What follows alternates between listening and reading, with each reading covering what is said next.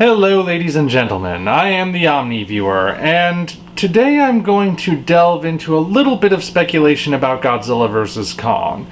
In particular, looking at some of the popular theories about what it's going to be about, what's going to cause the conflict, etc., and lining that up against what the movies have shown us thus far, and some of the expanded material as well, to see if we can actually figure out whether or not those theories are accurate. And I suppose I may as well tell you, spoilers for Godzilla King of the Monsters await, but I'm guessing most of you have probably seen it by this point anyway, so let's just dive right in. So the one question on everyone's mind is, what's going to start the conflict? What is it that will bring Godzilla and Kong to blows with each other? And the most popular theory I always see is that it will somehow come down to Godzilla turning on mankind, which will necessitate Kong to leave Skull Island and save the human race from certain destruction. This, of course, would mean that Godzilla would become the aggressor and Kong would be the protector. He would essentially be the good guy to Godzilla's bad guy, just like was the case the first time they fought.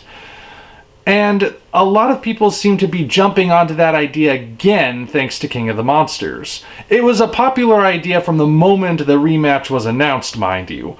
But King of the Monsters seems to have reignited it because of well, not the last line, but one of the last lines spoken in the film. You know, it's that last scene where Godzilla's standing in the ruins of Boston having defeated King Ghidorah. The other Titans have shown up and are bowing to him as he asserts his dominance as King of the Monsters, and the humans watching say, good thing he's on our side, for now. A lot of people latch onto that line and think, aha, that's our clue that Godzilla is going to turn on mankind, which does mean Kong will have to save us. And I guess that is a reasonable assumption to make as long as you focus exclusively on that line and ignore literally everything else the movies have established up to this point. Because once you take everything else into account, you'll realize the odds of that actually happening are low. Very, very low. To be clear, I understand where this mindset is coming from. I alluded to it somewhat in the video What Makes King Kong So Special, where I pointed out that the reason people are so fascinated with Kong, both within the universe of the movie and in real life, is because Kong is humanoid. And humans have this innate narcissism to them, which makes them drawn to anything that looks human. It's not really an insult to say that people are like Kong because they're narcissistic, because it's just the truth. The more humanoid a particular thing is, it can be anything, an object, a monument, an animal, what have you. The more humanoid it looks, the more humans see themselves within it, and therefore the more they relate to it. The less human something looks, the less we relate to it. That's why we're drawn to a primate character like King Kong, but not necessarily to a giant spider like Shelob in J.R.R. Tolkien's Middle-earth stories. I mean, spiders are about as inhuman as you can get, let's be honest. So, naturally, when you're telling people that the humanoid Kong is going up against a slightly less humanoid, but definitely more reptilian Godzilla, people are automatically going to assume Kong is the hero. But, like I said, I don't think that's very likely. First of all, the idea that the fight will have anything to do with how either Kong or Godzilla feel about mankind is kind of laughable, really.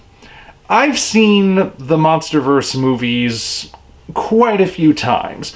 More so than your average person, because I'm constantly bringing in footage from those movies to edit into videos. So that requires me to go through the movies and find the different clips. So I've seen them quite a few times. And the more I see them, the more I pick up on things. And this will require me to make some revisions to statements I made in past videos about how Kong and Godzilla relate to humans, but that was back when I hadn't seen these movies as much, and way before King of the Monsters was even finished filming, way before it had even started filming, in fact. So there will be a few revisions to things I've said in the past, but it's based on the fact that I know more now. So like I said, I don't think the fight will have anything to do with how either Godzilla or Kong feel about mankind, because when you watch the movies, you realize that the conflicts they are primarily concerned with don't really have anything to do with mankind. Mankind benefits when either Godzilla or Kong are victorious, of course. But neither of them are really fighting for the sake of humanity. Godzilla fights to maintain the balance of the entire world, the natural balance, that is, and Kong fights to maintain the natural balance of Skull Island specifically. There are threats there which only he can deal with. Or at least as far as we know. He's there, so he deals with them. Godzilla, meanwhile, patrols the entire world and keeps all the other monsters in check. But just because mankind benefits from those victories doesn't mean that mankind is their first priority.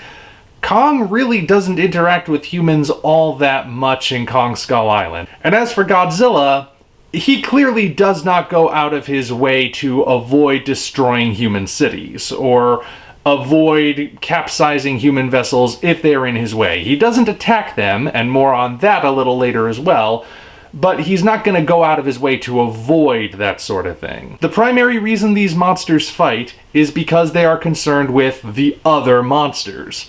Godzilla fights the Mutos and King Ghidorah because they are his enemies. They upset the natural order, so he must stop them. Kong fights the Skullcrawlers because the Skullcrawlers upset the natural order, and he's also got a personal grudge because they wiped out his entire species, so that's why he fights. That the humans benefit from it is kinda secondary, or maybe it's not even that high on the list. Maybe that's like 5th or 6th on their list of priorities. But either way, their relationship to mankind, with a few exceptions I'll be getting into, are more or less the same. So whatever brings them into conflict with each other, I doubt it'll have to do with how either of them feels about humanity. I don't think it'll have anything to do with one of them turning on mankind and thus needing the other one to stop them. It's probably gonna have something else to spark it. I don't know what necessarily at this point, but I have a feeling it'll be something else entirely. But even if we temporarily entertained the idea that the conflict does somehow relate to how Kong and Godzilla feel about mankind, the evidence does not point towards Godzilla being the aggressor. It actually seems more evident that Kong would be the aggressor if we really take a look at where this is going. Look at how these two monsters interact with humanity, and just remember, I'm keeping this focused entirely on the Monsterverse. No other versions come into play here. Within the Monsterverse, both Kong and Godzilla have had positive interactions with mankind. But they've also had negative interactions as well, and it's in the negative interactions that we see a better sense of what they feel in regards to mankind. Godzilla does not attack humanity.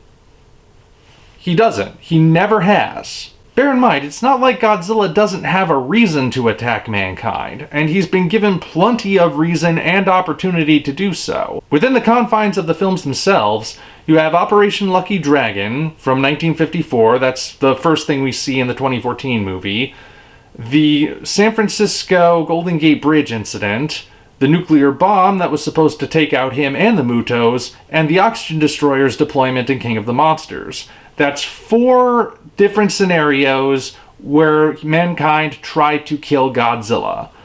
Of those 4, how did they turn out? Well, Operation Lucky Dragon clearly didn't work, and it probably honestly just satisfied him. It gave him a big boost of nuclear energy, and he was like, that was tasty, and so he went and kept to himself for 60 years. Golden Gate Bridge, he was clearly annoyed that the naval ships were shooting at him, but he never shot back. He could have, but he didn't. He just got out of the way and went on to do what he came there to do, which is fight the Mutos. The nuke that was supposed to kill him and the Mutos, well, that was a wash. The plan was doomed from the start. never actually affected him. We don't know if he ever made the connection. As for the oxygen destroyer, it came very close to working, but clearly it didn't. He retreated back into the Hollow Earth to recharge. More on that in a little bit.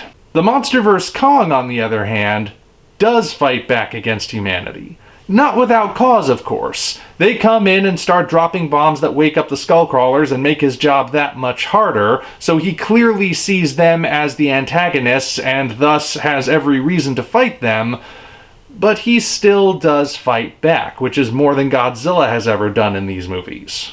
And it's not just that he fights back, he's even implied to have eaten at least one member of the expedition.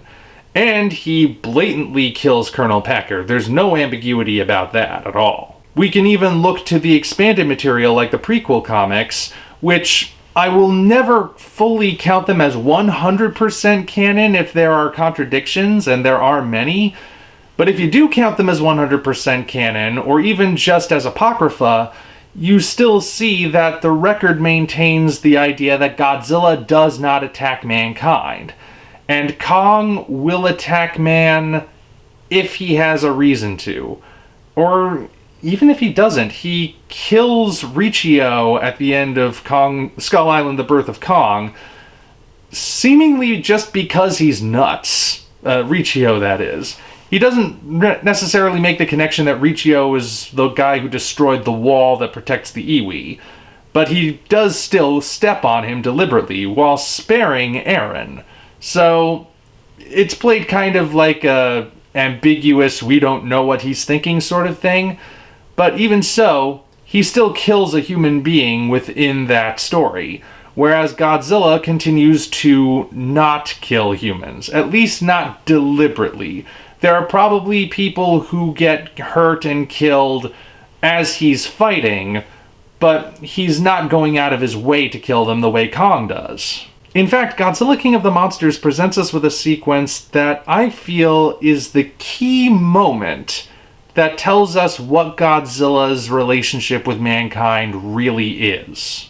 So when Monarch figures out where Godzilla is hiding, deep in the Hollow Earth, they find him resting not just in a cave, but in an ancient city. A city presumably built by humans, albeit very primitive ones. We're talking about Atlantis-level kind of humans, though we don't necessarily have a name for them just yet, I don't think. But either way, it's a human settlement.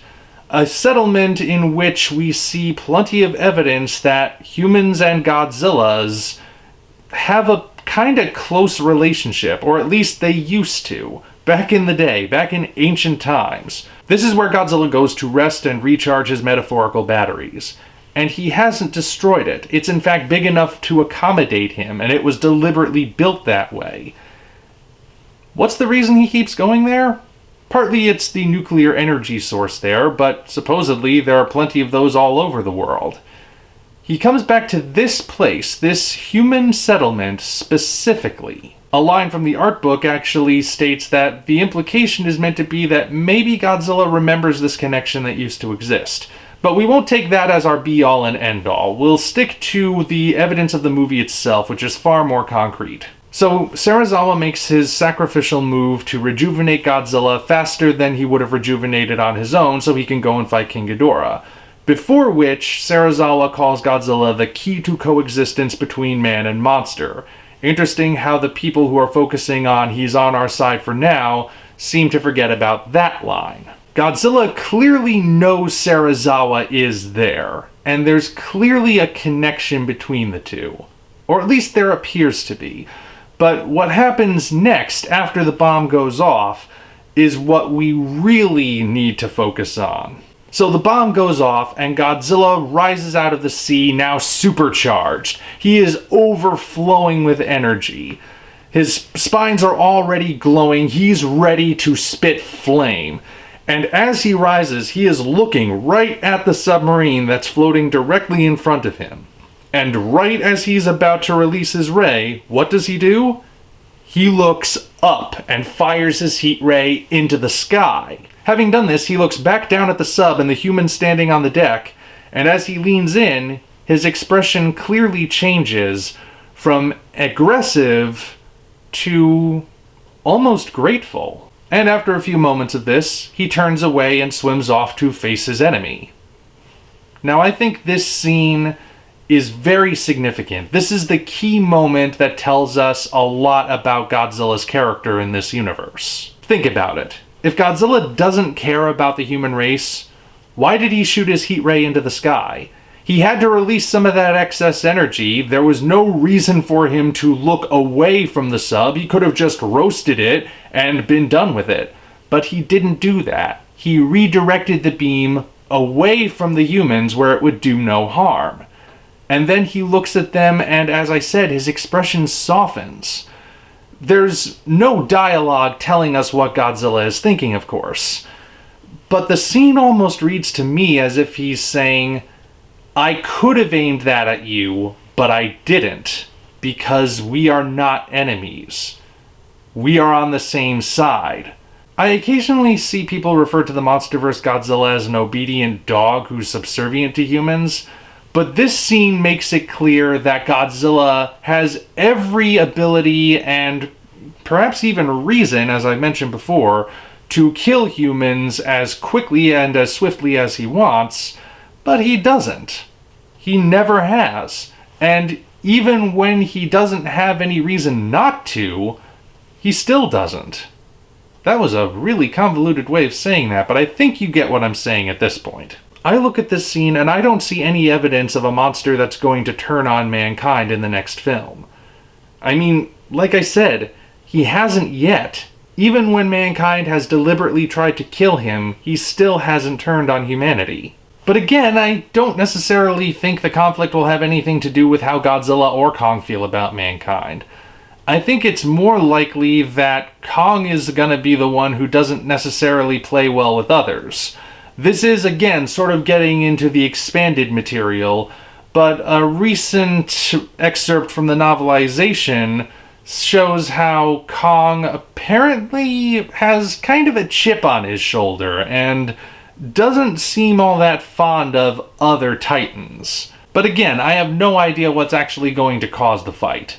I just know that, based on what we've seen so far, it doesn't look like Godzilla is going to be the villain. And in case you're still thinking those final lines before the credits are somehow hinting at Godzilla turning on the human race, I'd like to say that we've seen this sort of thing before.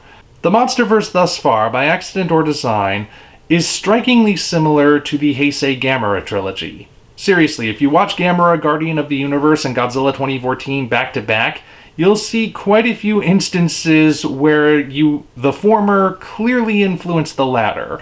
Again, I don't necessarily know if it was a deliberate influence, but there's still similarities there.